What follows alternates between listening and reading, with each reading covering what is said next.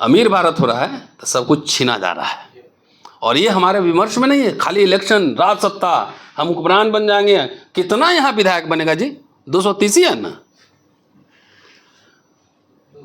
अरे सांसद तो 131 है ही ना, तो क्यों छीना जा रहा है तुम्हारा राइट? सर एक बार बताइए, कितना फीस दे के पढ़े हैं? कितना फीस दिए थे? स्कूल में, कॉलेज में? एक आना दो आना। अब फेलोशिप कितना, स्टाइपेंड कितना मिलता था?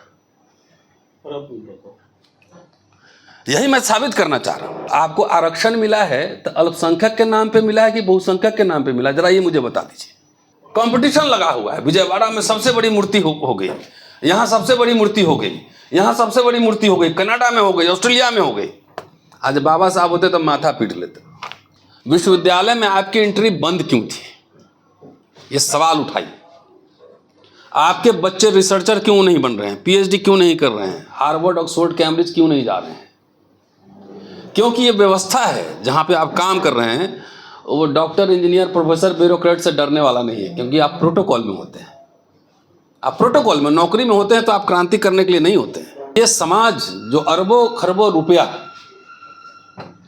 तरह तरह के आंदोलनों में व्यय किया, क्या एक गंभीर शोध के लिए, एक किताब लिखने के लिए, एक आर्टिकल लिखने के लिए, किसी बच्चे को विदेश पढ़ाने के लिए, किसी को उच्च शिक्षा देने के लिए इस दिशा में काम हुआ? क्या ऐसा है कि बड़े बड़े संगठन और पार्टी वाले के लोगों में भीड़ नहीं जमा होती है? अब बाबा सूरजपाल जाटव के सभाओं में लाखों भीड़ जमा होती है। पढ़ने की वजह से गालियां ज़्यादा मिलती है, और ख़ास तौर से अपने समाज से ही मिलती है ज़्यादा।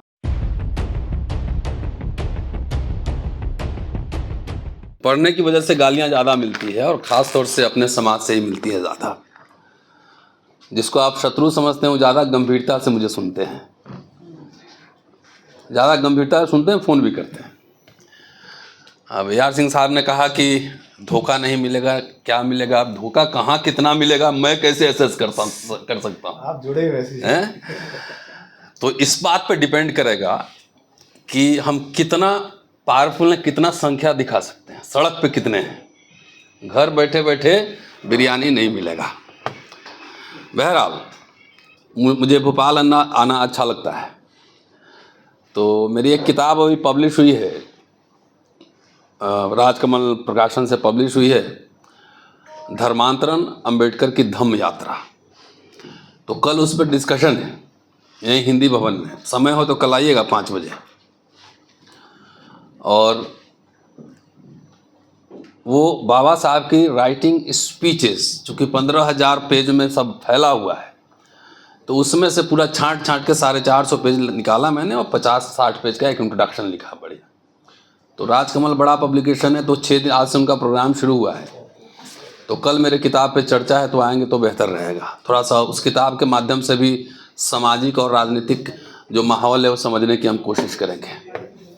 क्योंकि मैंने उसमें लिखा है एक चीज़ भूमिका में, कि बाबा साहब की विरासत को जिसने दावा किया, जिसने लिया, बाबा साहब की विरासत को जिसने लिया, राजनीतिक विरासत को, उनका सांस्कृतिक विरासत कहाँ गया? क्या ऐसा है कि बड़े बड़े संगठन और पार्टी वाले के लोगों में भीड़ नहीं जमा होती है? अब बाबा सूरजपाल जाटव के सभाओं में लाखों भीड़ जमा होती है। ये मैंने उसमें पॉइंट दिया है कि जो पॉलिटिकल विरासत लेने का दावा करते हैं, क्या उनकी जिम्मेदारी नहीं थी कि धम्म का काम करना, सांस्कृतिक काम करना, उन पर रिसर्च करवाना, काम करवाना, किताबें छापना, आर्टिकल छापना? अभी 3 किताबें मेरी और प्रेस में हैं, बाबा साहब पे ही हैं। बाबा साहब और शिक्षा के सवाल, डॉक्टर अंबेडकर और संसदीय लोकतंत्र, महिला आंदोलन, कई अभी सीरीज निकाल रहा हूँ, एडिटेड वॉल्यूम्स। तो जरा ये आप सब भी अपने आप से पूछिए, क्योंकि मैं जात ना हुई बात, आप सब बड़े बड़े लोग हैं, और आपके सामने मेरे से कई उम्र से ज़्यादा बड़े लोग होंगे यहाँ पर। और मैं ये समझने की कोशिश कर रहा हूँ कि ये समाज जो अरबों खरबों रुपया तरह तरह के आंदोलनों में व्यय किया, क्या एक गंभीर शोध के लिए, एक किताब लिखने के लिए, एक आर्टिकल लिखने के लिए, किसी बच्चे को विदेश पढ़ाने के लिए, किसी को उच्च शिक्षा देने के लिए इस दिशा में काम हुआ? ये सवाल ये हम सब के बीच है, ये सवाल उठाना पड़ेगा। क्योंकि देखिए, मैं तो बिहार के एक छोटे से गांव में पढ़ के आया और ऐसे तैसे करके अपना पहुंचा ही विश्वविद्यालय में। विश्वविद्यालय में आपकी एंट्री बंद क्यों थी, ये सवाल उठाइए। आपके बच्चे रिसर्चर क्यों नहीं बन रहे हैं, पीएचडी क्यों नहीं कर रहे हैं, हार्वर्ड, ऑक्सफोर्ड, कैम्ब्रिज क्यों नहीं जा रहे हैं? क्योंकि ये व्यवस्था है जहां पे आप काम कर रहे हैं, वो डॉक्टर, इंजीनियर, प्रोफेसर, ब्यूरोक्रेट से डरने वाला नहीं है। क्योंकि आप प्रोटोकॉल में होते हैं, आप प्रोटोकॉल में, नौकरी में होते हैं तो आप क्रांति करने के लिए नहीं होते हैं, आपका प्रोटोकॉल है। तो आखिर इस व्यवस्था पर जो भी सवाल उठने हैं, वो सवाल तो रिसर्चर एकेडमिया से उठेगा ना। इसकी इकोनॉमिक पॉलिसी हो, कल्चरल पॉलिसीज हो, व्हाटएवर इट इज, वो कहाँ से उठेगा? पब्लिक डिस्कोर्स पैदा कैसे होगा? क्या इस पर हम लोगों ने चिंतन मनन किया? आप सब फॉर्मर ब्यूरोक्रेट्स हैं, कई लोग हैं अभी, इसमें चिंतन मनन किया कि हमने बहुत ही इजी रास्ता तलाशा, और वो जिसकी वजह से हम सब यहां बढ़िया कपड़ा पहन के बैठे हुए हैं। इन्होंने कई मूवमेंट का नाम लिया। मैं इतिहास का छात्र हूं, मैं इतिहास समीक्षा करता हूं, और बाबा साहब ने बुद्ध की समीक्षा की थी। बाबा साहब ने बुद्ध संघ में जो चल रहा था उसको पूरा स्वीकार नहीं किया, इसलिए उन्होंने नवयान लाया है ना, ऐड किया कुछ उसमें, न्यू बुद्धिज्म।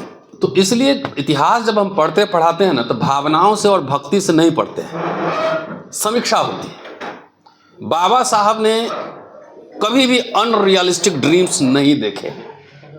आप 3 गुरु के बारे में जानते हैं, बुद्धा, कबीर, फूले, जहां से वो प्रेरणा लेते थे। लेकिन असली गुरु उनके थे जॉन डेवी। जॉन डेवी जहां कोलंबिया यूनिवर्सिटी में जिनके क्लास में बैठ के वो पढ़े थे, उस पर हम चर्चा नहीं करते। जो ट्रेनिंग उनका पूरा, जिस समय बाबा साहब थे, वो कॉलोनियलिज्म का समय था, इंपीरियलिज्म का समय था, दुनिया भर में युद्ध चल रहा था। उस समय कोलंबिया में बैठ के वो पढ़ रहे थे। उनके गुरु थे जॉन डेवी। बाबा साहब ने जो पहला आर्टिकल लिखा 1916 में, वो लिखा, छपा बॉम्बे क्रॉनिकल में, बॉम्बे से। और उस समय कितने, हमको पता 22-24 साल उम्र रहा होगा, 24 साल। और पहले आर्टिकल में सोचिए वो क्या लिख रहे हैं।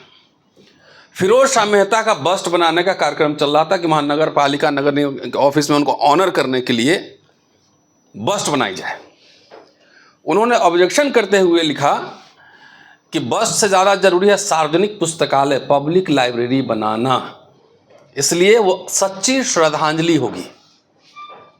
फिरोज शाह मेहता। बाबा साहब के दर्शन के बिंदु में है व्यवहारवाद, प्रैग्मेटिज्म। अनरियलिस्टिक ड्रीम्स नहीं देखते थे। तो उन्होंने एजुकेशन पर फोकस किया। 3 गुरु हैं उनके। एक किताब उन्होंने, शुद्रा कौन थे वो, गुरु रविदास और नाम भूल गया, महाराष्ट्र, उनको डेडिकेट किया है। नहीं, तुकाराम शायद, हाँ। बाबा साहब ने अपने जिंदगी में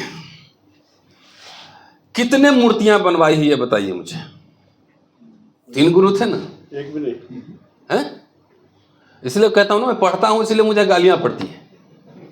मैं बाबा साहब को किताबों में ढूंढता हूं, किताबों और विचारों में ढूंढता हूं, और इस समाज जो है ना, नशा में जो है, मूर्तियों में ढूंढता है।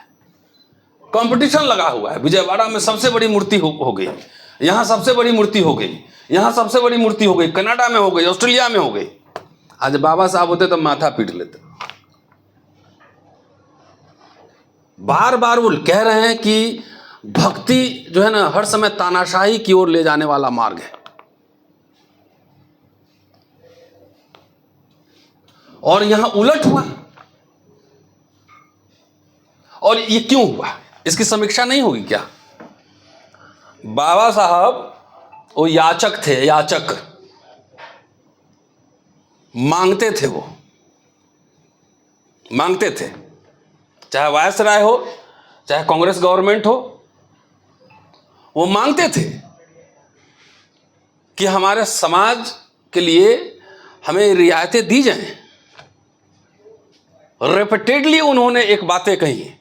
आज़ादी के बाद भी 1949 का भाषण है, महाराष्ट्र का एक भाषण में 48 का लेके आया हूँ, लखनऊ में 24 और 25 अप्रैल 1948। वो क्या कहा था? वो मांगे करते थे कि अनुसूचित जाति के लिए 3 अधिकार हमने मांगे। एक पृथक निर्वाचन क्षेत्र, एक विधानमंडल में आरक्षण और एक सरकारी नौकरियों में आरक्षण। 3 में से एक नहीं मिला। जाने दीजिए, कुछ कोई बात नहीं है,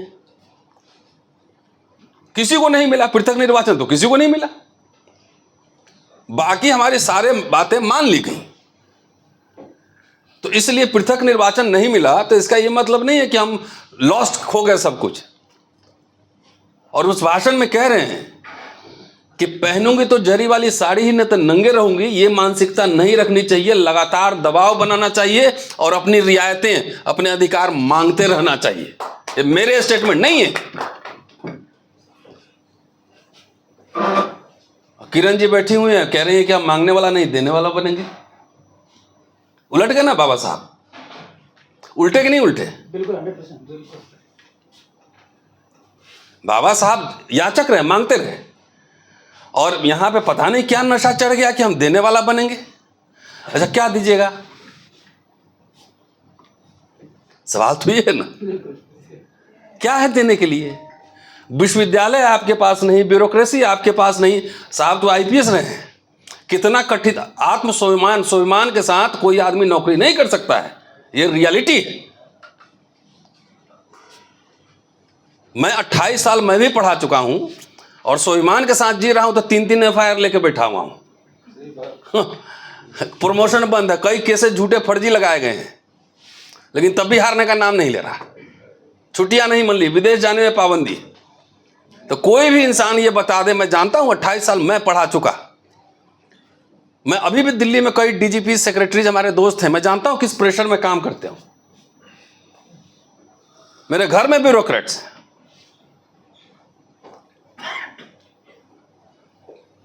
तो हम क्या दे सकते हैं? शेयर मार्केट में हमारा शेयर नहीं, ज्ञान के विमर्श में हमारा शेयर नहीं, कहीं कुछ नहीं।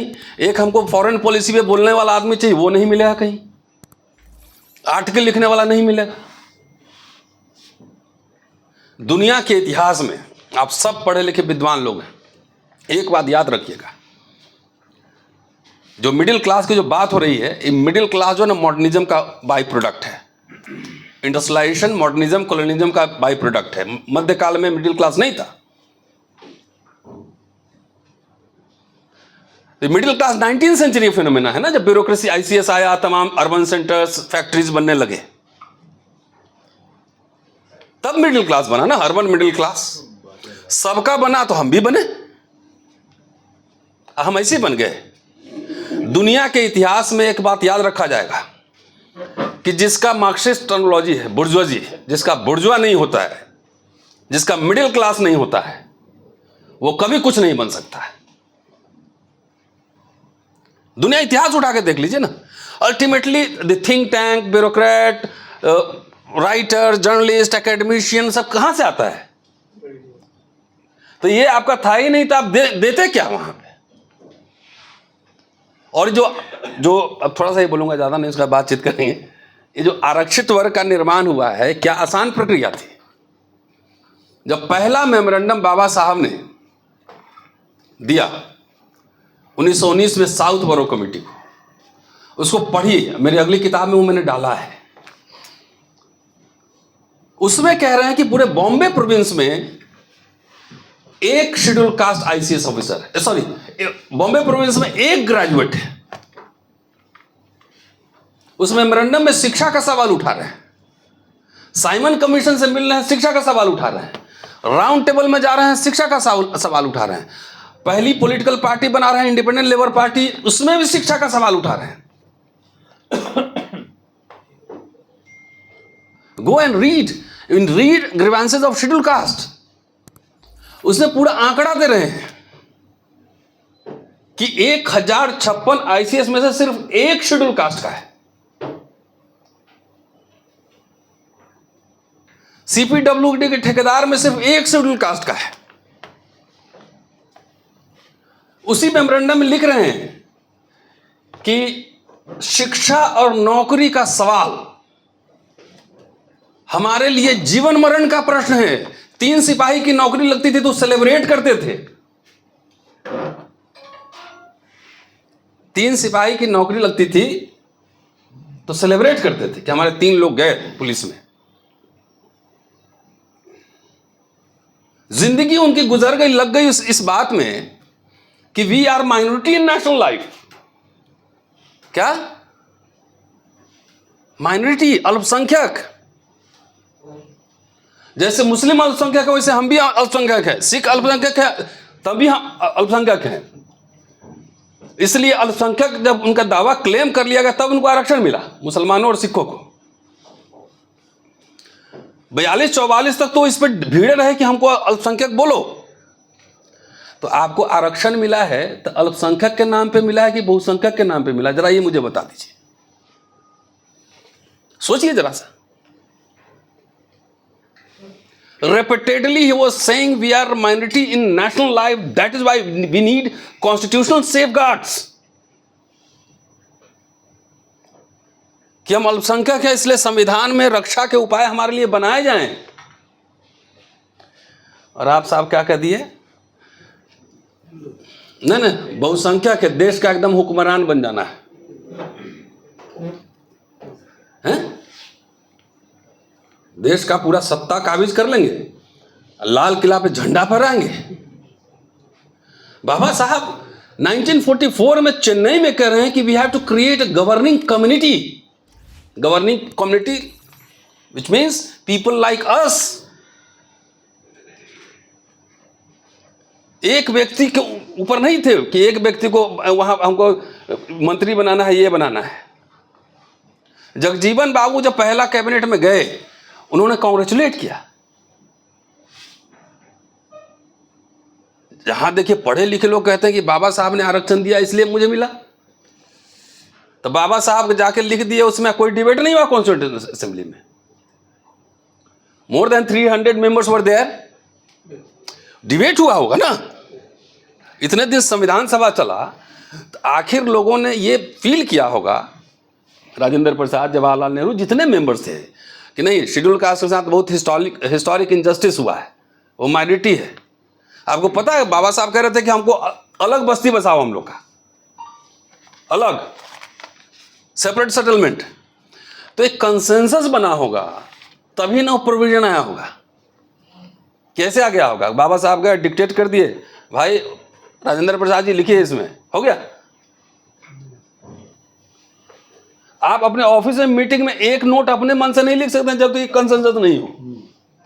सारे ब्यूरोक्रेट बैठे हुए हैं या बैठे हुए हैं तो कोई मीटिंग हो लिख सकते हैं क्या? डिफरेंस ओपिनियन, बहस होती है उस पर। And the constituent assembly was not elected representative by the people.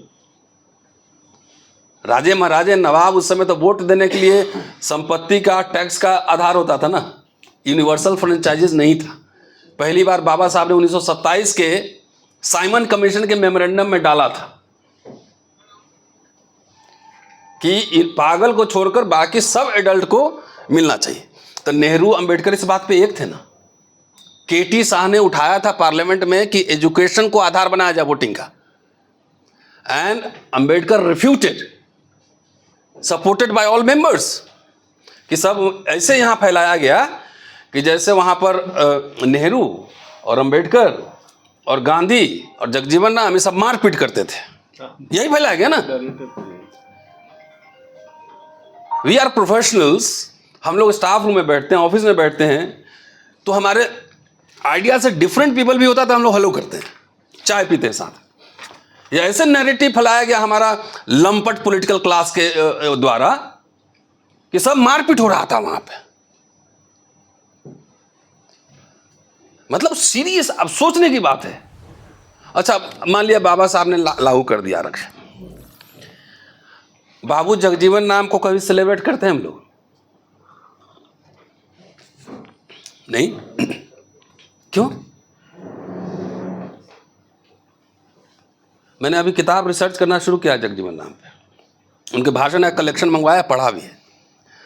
1957 में उन्होंने रेलवे में रिजर्वेशन इन प्रमोशन लागू कर दिया। कब? बाबा साहब के जाने के बाद 1981 में भाषण दे रहे हैं चेन्नई में बाबा साहब की जयंती पर कि बाबा साहब शिल्पकार थे और जो उन्होंने फॉर्मूला बनाया उसको हम इंप्लीमेंट कर रहे हैं ना।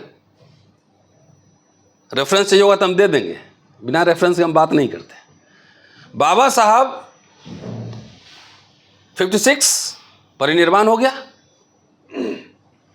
तो बाबा साहब का तो आइडिया था स्टेट सोशलिज्म का, लेकिन पार्लियामेंट में डिबेट हुआ तो उसमें फिर directive principle of the state पे समझौता हुआ, क्योंकि सारे राजे महाराजे बैठे हुए थे, अपना बस चलता तो वो स्टेट सोशलिज्म कर देते। पूरा land nationalisation, bank nationalisation, insurance nationalisation, सब कर देते वो। लेकिन समझौता किया उन्होंने, इतना नहीं तो इतना पे आओ। तो 56 के बाद अगर ये पब्लिक सेक्टर यूनिट नहीं बनता तो आप में से, हम में से कितने लोग नजर आते हैं? अगर सरकारी नौकरियां नहीं होती, अब सर एक बार बताइए, कितना फीस दे के पढ़े हैं? कितना फीस दिए थे? स्कूल में, कॉलेज में? एक आना दो आना, एक आना दो आना। अब फेलोशिप कितना, स्टाइपेंड कितना मिलता था? यही मैं साबित करना चाह रहा हूं कि जब हमारे पास कुछ नहीं था तो सरकारें कुछ ना कुछ कर रही थी। पढ़ाओ इसको, स्टाइपेंड दो, कोई मारे तो उसके लिए एक पेज छूट गया, इंदिरा जी का चिट्ठी। इंदिरा जी का चिट्ठी हमें लगता है रूम में ही छूट गया, 1973 का है, एंड उसका नटशेल में बता देता हूं। सारे सीएम को चिट्ठी लिख रही हैं कि हमारे सरकार को बदनाम करने के लिए हरिजनों पर अत्याचार किया जा रहा है। सो ऑल सीएम अपने अंडर में एक सेल बनाओ और जहां भी इस तरह की एट्रोसिटीज हो रही है वहां पे इमीडिएट एक्शन लो, और सारे पब्लिक सेक्टर यूनिट और सारे जितने सरकारी ऑफिस हैं वहां पर इनके फुल अपॉइंटमेंट करो। ये किसी नेता ने क्यों नहीं पढ़ाया? बैंक का नेशनलाइजेशन नहीं होता तो जितने बैंक के अधिकारी हमारे समाज से बनते, हमारी कोई बैंक तो नहीं थी, हमारा कोई बैंकर तो नहीं था कि जिनके बैंक चले गए। लैंड रिफॉर्म हुआ तो कौन हमारी जमींदारी थी? कुछ पट्टे उट्टे भी मिल रहे थे उस समय, जमीन वमीन भी बट रहे थे, ठीक कह रहा हूं,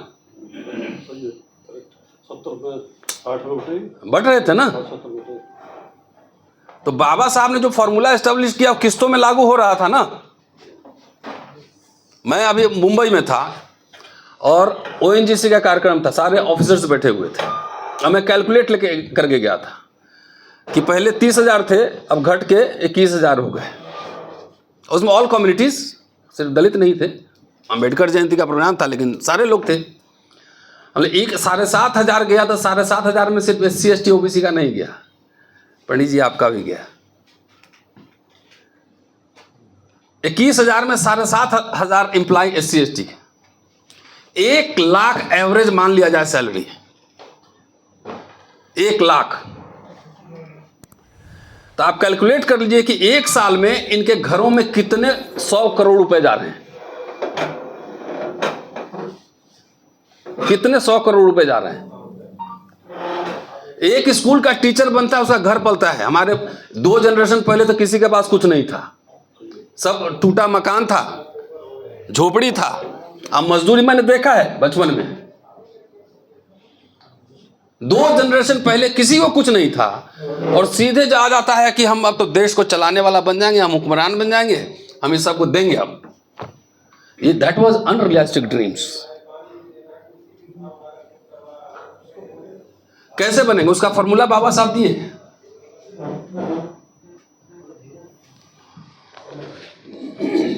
बनेंगे कैसे, तो उसका एक फॉर्मूला तो मैंने बताया, जिसकी तैयारी कर रहे थे, एजुकेशन और नौकरी हमारे समाज के लिए जीवन मरण, बार बार ये कह रहे हैं। और हम लोगों ने क्या किया, नौकरी खुद ही कर रहे हैं, और जो नौकरी करने वाले वो गाली भी दे रहे हैं। नहीं दे रहे हैं ना। सब जितने इंदिरा गांधी थी मनुवादी हो गई, जगजीवन राम चमचे हो गए, है ना, और ये हो गए, सारे मनुवादी हो गए, सारे चमचे हो गए, आप ही एक ठीक थे। नहीं, सारे दलित नेता आज जाके देखिए, प्रत्यक्ष या अप्रत्यक्ष रूप से एक मैनिफेस्टो, एक एजेंडा अगर ला रहा हो तो मुझे बताइएगा, सब जो है जाकर पालकी ढो रहे हैं। किसका? व्यक्तिगत मुक्ति की चाहत है, मुझे मंत्री बना दो, बेटा को बना दो, मुझे सीएम पीएम बनाओ, व्यक्तिगत मुक्ति की चाहत है। मैं ओबीसी के प्रोग्राम में पिछले हफ्ते हैदराबाद में था, मैंने कहा कि आपने वीपी सिंह को थैंक यू किया, सन्नाटा। हमने पूछा कि अर्जुन सिंह को थैंक यू किया, तो सन्नाटा। हमने आप लोगों को कोई कुछ नहीं दे सकता है, क्योंकि we as a community, so called Bahujan including us, we are thankless people.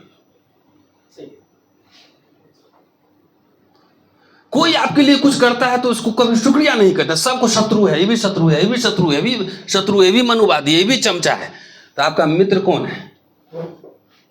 अरे कभी दोस्त भी तो तलाशो यार। अंबेडकर वायस राय से मिलते थे, हेलो मिस्टर वायस राय, नेहरू से मिलते थे, हेलो, गांधी से भी मिलते थे। उन्होंने कभी अपशब्द का इस्तेमाल किया? यही पढ़ लेता हूं तो बोलता हूं तो दलित लोगों को बड़ा दिक्कत होता है। सोचिए, मेरे पास कई फोन आते हैं कि सर मेरे लिए तो फंडिंग कर दीजिए। क्यों? हम मिडिल क्लास लोगों ने अपने अपनी तैयारी कर ली है। झूठ बोलूंगा अभी आप लोग सब चंदा देंगे यहां पर, झूठ बोलने वालों को यहां चंदा बहुत मिलता है। गुदगुदी वाला भाषण देंगे ना अभी, रात में गुदगुदी आया कि सारे ब्राह्मण को विदेश भेज देंगे, यूरेशिया भेज देंगे, फिर हम प्रधानमंत्री बनेंगे। इलेक्शन के समय कुछ लोग बोले कि सारे मौलाना को पाकिस्तान भेज रहे हैं तो उनकी हवेली तुम्हें ही मिलेगी। ये सब कहने में गुदगुदी लगता है ना, रात में नींद बड़ा बढ़िया आता है। लेकिन रियल वर्ल्ड में हम कहां हैं, इसका असेसमेंट हुआ दलित समाज, दलित मिडिल क्लास ने किया। क्योंकि ये फ्री में मिला था और आपके शत्रु ये समझ चुके हैं कि जो पटर पटर रतनलाल जैसा लोग बोल रहा है ना, ये सब बढ़िया बढ़िया शर्ट पहन के घूम रहा है, आज कोट पहन के घूम रहा है, ये सब बना है सरकारी स्कूल और कॉलेज से। और डॉक्टर भी बना है सरकारी स्कूल और कॉलेज से, आईएएस भी बना है सरकारी स्कूल कॉलेज से, और प्रोफेसर जो बना वो यहीं से पढ़ा है। वो पैसे आ रहे हैं, कपड़ा भी बढ़िया पहन रहा है, आंख भी दिखा रहा है ना। बढ़िया मर्सिडीज में कुछ लोग चल रहे हैं, लैंड रोवर में चल रहे हैं, बड़े बड़े बंगले बन गए हैं, तो उनके आंख में चुभ रहा है। तो क्या कर रहे हैं? बहुत सारे हजारों स्कूल बंद हो रहे हैं, सरकारी कॉलेज यूनिवर्सिटी की क्वालिटी इतना खराब कर दो कि कोई पढ़ ही नहीं पाए, और प्राइवेट एजुकेशन इतना महंगा कर दो कि वहां आप जा ही नहीं पाए।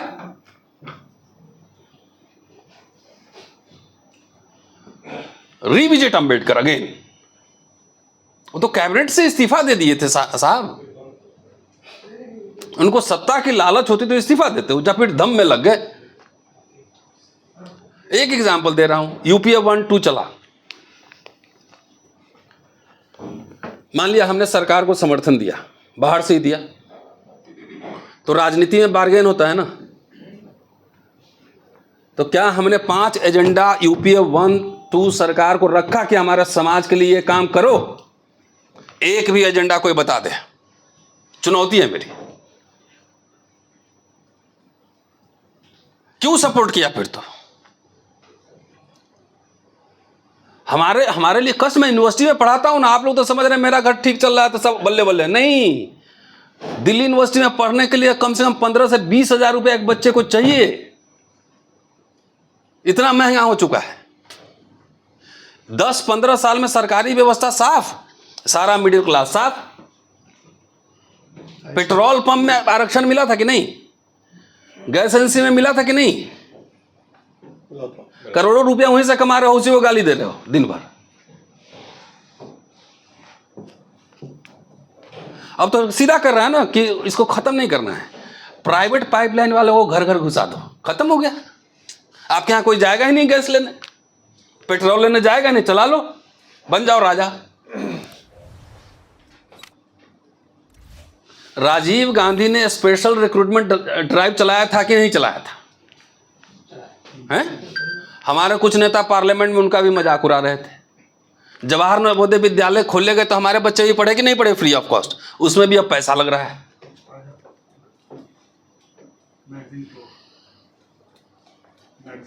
तो सारे देखिए, मेरा ये कहना है, हम अभी एक चुनाव जीते कॉलेज में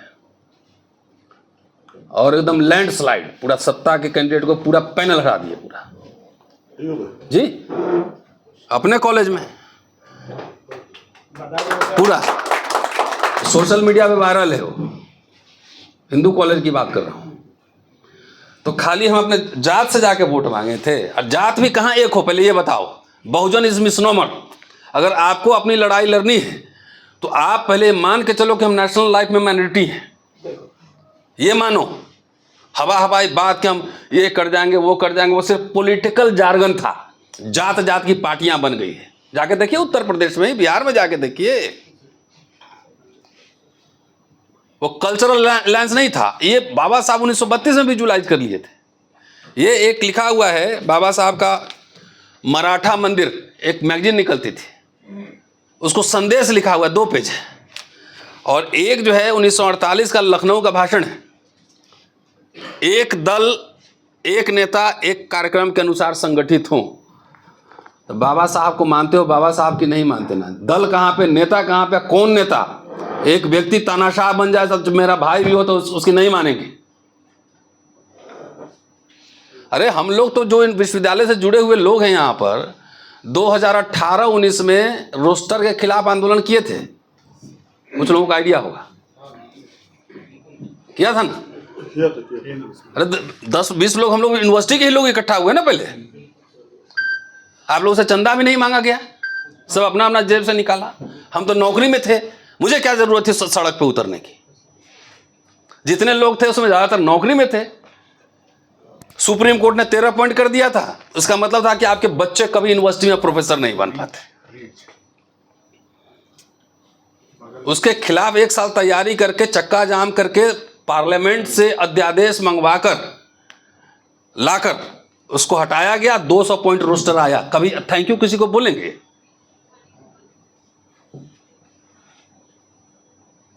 और हमने कई नेताओं से मिला, अखिलेश यादव से, तेजस्वी यादव से, सीपीएम के लीडर से, कई लोगों से कहा कि आप मुझे कुछ नहीं, आप समर्थन का चिट्ठी दीजिए। उन लोगों ने दिया। अखिलेश जी बोले फोटो खिंचवा लीजिए, हम बाद में लिखेंगे। लेकिन फोटो चला गया तो हो गया कि मतलब समर्थन है।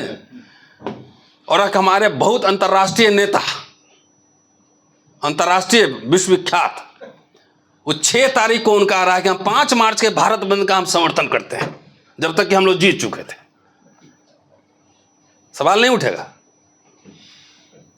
इसलिए कह रहा हूं, बाबा साहब ने जितना कुछ कहा, उनसे पूछा गया ना कि आपने 25 साल लड़े, कांग्रेस क्यों ज्वाइन की सरकार? तो बाबा साहब से ज्यादा तेज अभी लोग हैं नहीं। बाबा साहब ने 1951 के शेड्यूल कास्ट मैनिफेस्टो में स्पष्ट रूप से लिखा था कि आरएसएस और हिंदू महासभा जैसे संगठनों से हमारा कोई समझौता नहीं होगा। अंबेडकर के नाम पर चलाओगे राजनीति और समझौता करोगे उसी से जिसके बारे में बाबा से कितने पॉइंट बता दिए। उनके लिए नौकरी करना, बच्चों को पढ़ाना जीवन मरण का प्रश्न था। हमारे लिए नौकरी करने वाले जितने लोग थे चमचे थे नहीं। यही बाबा साहब से सीखा। आप ही लोगों ने स्पॉन्सर किया सबको। पैसे कहां से आए? इसी मिडिल क्लास से है ना। इंडस्ट्री तो था नहीं, ट्रेड तो था नहीं, तो चंदा किसने दिया? पढ़े लिखे उन्हें धोखा दिया है। ये सब ब्लैकमेल करने के लिए नारे गए थे। तो गए तो पढ़े लिखे ने, बाबा साहब ने कहा था, कहां कहा था? पेज नंबर बताओ कहां कहा था। He was not satisfied. कि जो अपेक्षा थी वो अपेक्षा नहीं पूरी हुई, अलग बात है। वो भी 56-54 में कितना लोग नौकरी में आया होगा, बहुत कम होगा ना। वो तो जब पब्लिक सेक्टर यूनिट सब बना तब उसमें नौकरियां पकड़ पकड़ के 3 नौकरी मिलती थी आपके ज़माने में एक आदमी को। पोस्टल में करें कि स्कूल में करें कि पुलिस बने कि क्या बने, अब कहाँ मिल रहा है। गरीब भारत में मुफ्त में शिक्षा मिल गई, ये भी मिल गया, फेलोशिप है ना, स्टाइपेंड भी मिला, डॉक्टर इंजीनियर IAS IPS सब बने। और जब अमीर भारत हो रहा है, अमीर भारत हो रहा है तो सब कुछ छीना जा रहा है। और ये हमारे विमर्श में नहीं है, खाली इलेक्शन, राज सत्ता, हम हुक्मरान बन जाएंगे। कितना यहाँ विधायक बनेगा जी, 230 ही है ना। अरे सांसद तो 131 है ही ना, तो क्यों छीना जा रहा है तुम्हारा राइट। मंत्री तो ढेरों पड़े हुए हैं, क्यों छीना जा रहा है। कोई पार्लियामेंट में बहस है? क्योंकि इन लोगों को आप ही लोगों ने पाला है, पैसा दे दे के ये करके पाला है। वो जाके वो अपना सेटिंग में रहता है। Are they answerable to the society what is happening?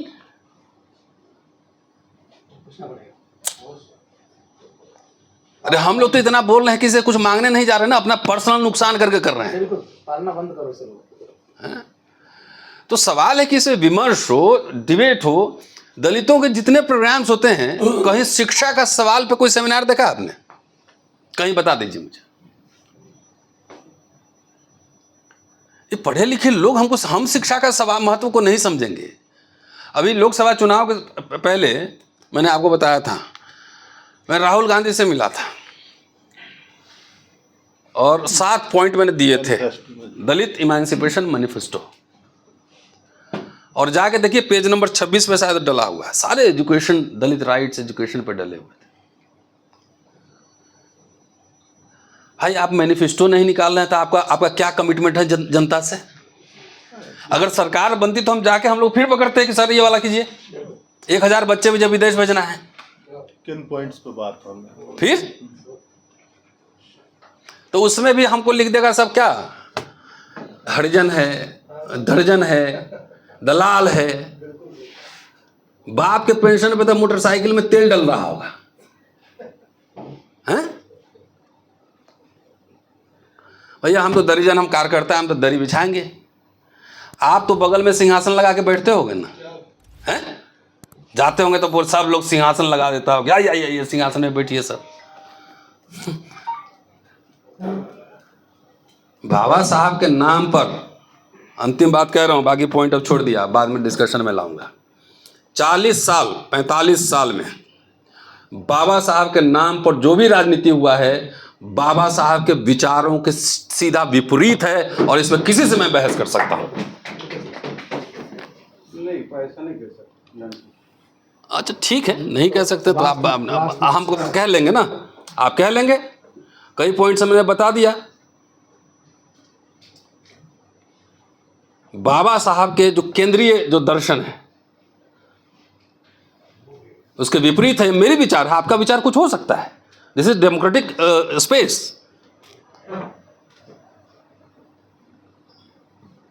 आप जो भी विचार व्यक्त करेंगे तो थोड़ा रेफरेंस भी देंगे तो अच्छा लगेगा, है ना।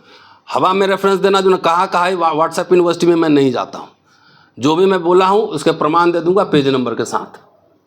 मैं अपनी तरफ से कुछ नहीं कह रहा हूँ, मैं सिर्फ तुलनात्मक अध्ययन पेश कर रहा हूँ। ये गरीब भारत में कुछ मिल रहा था, अमीर भारत में टाई उतार दिया, कुछ दिन में कोट उट सब उतारने वाला है। ये रियलिटी है। आपको लगता है कि मेरा तो बंगला हवेली बन गया, मेरे कार हो गए, मेरे बच्चे सेटल हो गए। अब ये एक एग्जाम्पल मैं दे रहा हूँ। एक सरकारी, मैं अभी उत्तर प्रदेश का एक सरकारी महकमा में, आप जानते हैं तो हफ्ता वसूली होता है बहुत जगह। तो कुछ लोगों को एक खास ऑर्गेनाइजेशन से, जब जैसे 10 लोगों को पकड़े तो 5 लोग गया, किसी खास संगठन में गया, वहां से फोन करा दिया तो 5 लोग तो छूट गए। और जितना हुक्मरान वाला सब ने सबको पकड़ कर डबल चार्ज कर रहा है, डबल। ऑफिसर नहीं मुझे बताया। तो जब शहर पे बमबारी होती है ना, तो आपके घर भी सेफ नहीं रहेंगे। देखने में लग रहा होगा कि हम सेफ हैं और हमारे बच्चे सेफ हैं और हमारे पास इतना संसाधन है, 50 तरह का पेच लगा देगा। बाबा साहब को ही पढ़िए कि एक दलित अस्पृश्य चप्पल पहनना उसके लिए अपराध हो जाता है, अच्छा खाना खाना अपराध हो जाता है, गहने पहनना अपराध हो जाता है, और कपड़े पहनना अपराध हो जाता है, और किसी बहुत ऐसे लोगों को पसंद नहीं आता इसलिए उन पर हमले होते हैं, हिंसा होता है, और जो अधिकारी बैठे होते हैं, जज बैठे होते हैं, सब उसके जात के वाले लोग रहते हैं और उसको बचाते हैं, और जो जिसका उत्पीड़न होता है उसके खिलाफ कुछ नहीं बोलते हैं, कोई कार्रवाई नहीं होती है। ये इसी लखनऊ वाले में भी कई जगह लिखा हुआ है।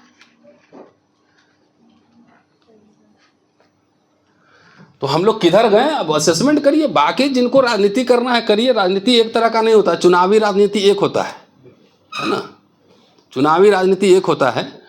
लेकिन अंबेडकर जिस समय थे, जवाहरलाल नेहरू थे, उस समय पार्लियामेंट का जरा कॉम्पोजिशन देखिए, कितने लर्नेड लोग सब थे। ऑल दो आइडियोलॉजिकल डिफरेंस वाज देयर, लेकिन लर्नेड पढ़े लिखे लोग, बहस करने वाले लोग थे।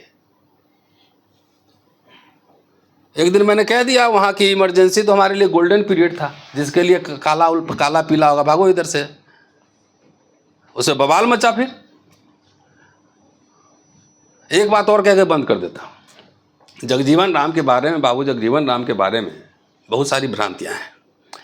एक तो बगैर पढ़ता कोई नहीं पढ़ता है। जिस मिनिस्ट्री में गए लाखों भर्तियाँ हुई। इवन जवाहरलाल नेहरू के समय भी, जब ये क्या नाम, रानी कौर हेल्थ मिनिस्टर थी, राजकुमारी कौर, हेल्थ डिपार्टमेंट में, जबकि वो रेल मंत्री थे, हेल्थ डिपार्टमेंट में क्लास 4 के सारे भर दिए उन्होंने। लाखों लाख जॉब्स का क्रिएशन हुआ हर जगह भाई साहब। अरे कुछ नहीं आता था, चलो चौकीदार में लगो, माली में लगो, पानी पाड़े लगो, प्लेटफॉर्म पे पानी पिलाने में जाति व्यवस्था के खिलाफ ऐसे भी लड़ा गया। उसमें से ज्यादा तो है ना वाल्मीकि समुदाय के लोग थे, हैं? क्या हुआ, बाबा धोखा दे दिया कांग्रेस पार्टी ने कि बाबू जगजीवन राम को पीएम नहीं बनाया। तो बोले आप तो आरएसएस से मिले थे, आपको बनाया, बना देना चाहिए था ना। बोले कुछ इतिहास नहीं पता था, बोलो मत। 3-4 मौके आए बाबू जी के पीएम बनने के, और शायद आप लोग को याद होगा, आप उस समय यंग रहे होंगे।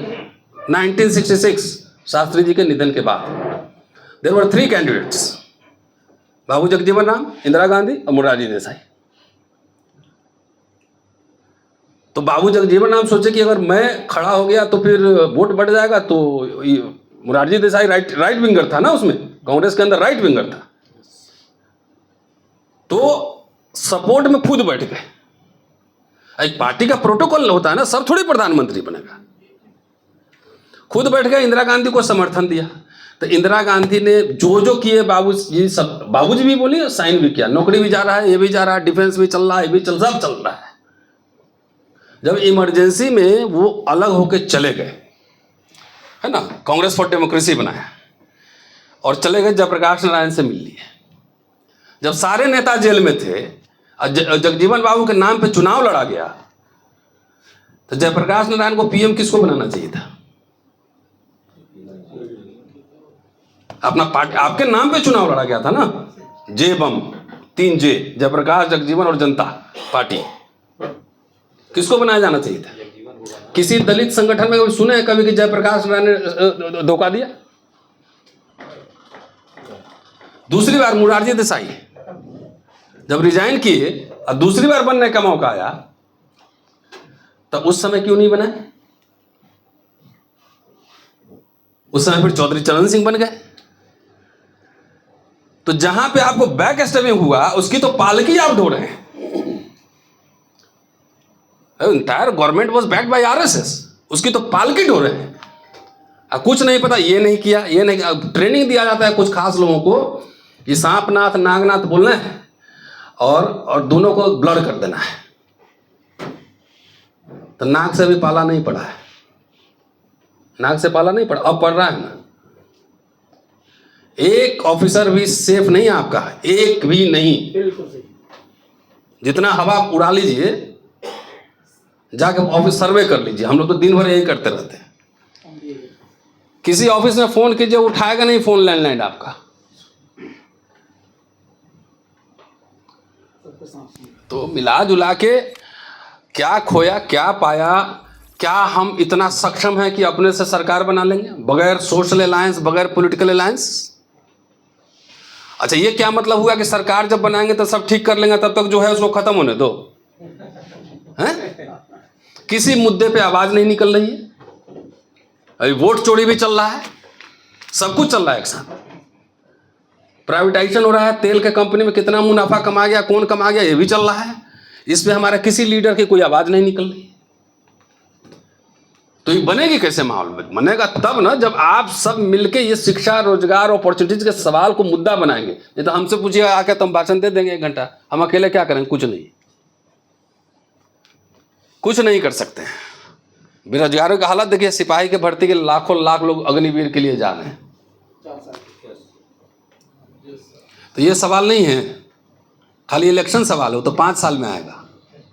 इतनी तो ताकत रखो कि सरकार को झुका दो, कोई भी सरकार रहे।